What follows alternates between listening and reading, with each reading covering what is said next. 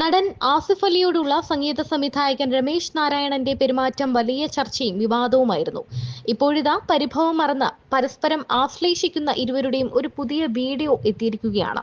മുഖ്യമന്ത്രിയുടെ ഇഫ്താർ വിരുന്നാണ് ഈ സന്തോഷം പങ്കിടലിന് വേദിയായത്. ഞാൻ എന്താ പറയുക നിങ്ങളോട് എന്ന് രമേശ് നാരായണനോട് ചോദിക്കുന്ന ആസിഫ് അലിയെ വീഡിയോയിൽ കാണാം. MDയുടെ രചനകളെ ആസ്പദമാക്കിയുള്ള ആന്തോളജി ചിത്രം മനോരഥങ്ങളുടെ ലോഞ്ച് വേദിയിലായിരുന്നു വിവാദ സംഭവം. ആന്തോളജിയിലെ ഒരു ചിത്രത്തിന് സംഗീതം പകർന്ന രമേശ് നാരായണന് മൊമന്റോ കൊടുക്കാൻ സദസ്സിലുണ്ടായിരുന്ന ആസിഫ് അലിയെ അവതാരക ക്ഷണിക്കുകയായിരുന്നു.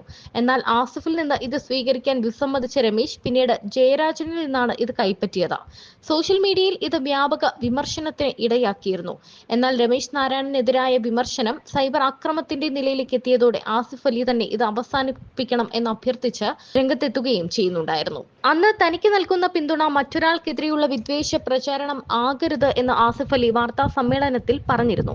സത്യം പറഞ്ഞാൽ തനിക്ക് ഈ വിഷയത്തിൽ സംസാരിക്കണമെന്ന് ആഗ്രഹമുണ്ടായിരുന്നില്ല. തന്നെ പിന്തുണയ്ക്കുന്നത് മറ്റൊരാൾക്കെതിരായ വിദ്വേഷ പ്രചാരണമാകരുത്. അദ്ദേഹം അനുഭവിക്കുന്ന ബുദ്ധിമുട്ട് എനിക്ക് മനസ്സിലാകും, അതുകൊണ്ടാണ് പ്രതികരിക്കുന്നത്. നിങ്ങളെല്ലാവരും തനിക്ക് തന്ന പിന്തുണയ്ക്ക് നന്ദി. താൻ നിങ്ങളോട് എല്ലാവരോടും കടപ്പെട്ടിരിക്കുന്നു. സ്റ്റേജിലേക്ക് അദ്ദേഹത്തെ ക്ഷണിക്കുന്ന സമയത്ത് പേര് തെറ്റി വിളിച്ചു. എല്ലാ മനുഷ്യർക്കും ഉണ്ടാകുന്ന ചെറിയ വിഷമം അദ്ദേഹത്തിന് തോന്നിയിരിക്കാം. ഞാൻ മൊമന്റ് കൊടുക്കാൻ സമയത്ത് അദ്ദേഹത്തിന്റെ കാലിന് വേദനയുണ്ടായിരുന്നു. അത് വീഡിയോയിലൂടെ വന്നപ്പോൾ മറ്റു തരത്തിലായി. എനിക്ക് ഈ സംഭവത്തിൽ യാതൊരു വിഷമവും ഉണ്ടായിട്ടില്ല. എനിക്ക് നല്ല പനിയായിരുന്നു. അതുകൊണ്ട് തന്നെ സംഭവം വിവാദമായപ്പോൾ എന്ത് പറയണമെന്ന് അറിയില്ലായിരുന്നു. മതപരമായ തരത്തിൽ വരെ ഇത് ചർച്ചയാകുന്ന അവസ്ഥയിലെത്തി. അങ്ങനെയൊന്നുമില്ല. ആ നിമിഷത്തിലുണ്ടായ തെറ്റിദ്ധാരണയാണിത്. അദ്ദേഹത്തോട് രാവിലെ സംസാരിച്ചിരുന്നു. തന്നോട് സംസാരിക്കുമ്പോൾ അദ്ദേഹത്തിന്റെ ശബ്ദം ഇടറുന്നുണ്ടായിരുന്നു. അദ്ദേഹം തന്നോട് മാപ്പ് പറയുന്ന അവസ്ഥയിൽ കൊണ്ടെത്തിച്ചു. നിങ്ങളുടെ പിന്തുണയിൽ എനിക്ക് സന്തോഷവും അഭിമാനവുമുണ്ട്. പക്ഷെ അതിനൊപ്പം അദ്ദേഹത്തിനെതിരെ നടക്കുന്ന വിദ്വേഷ പ്രചാരണത്തിൽ തനിക്ക് വിഷമമുണ്ട്. അദ്ദേഹം ഒരു മനുഷ്യനെയും കുറച്ചു കാണുന്ന ആളല്ല. ഇതിനെ മറ്റൊരു തരത്തിലേക്ക് കൊണ്ടുപോകരുത്.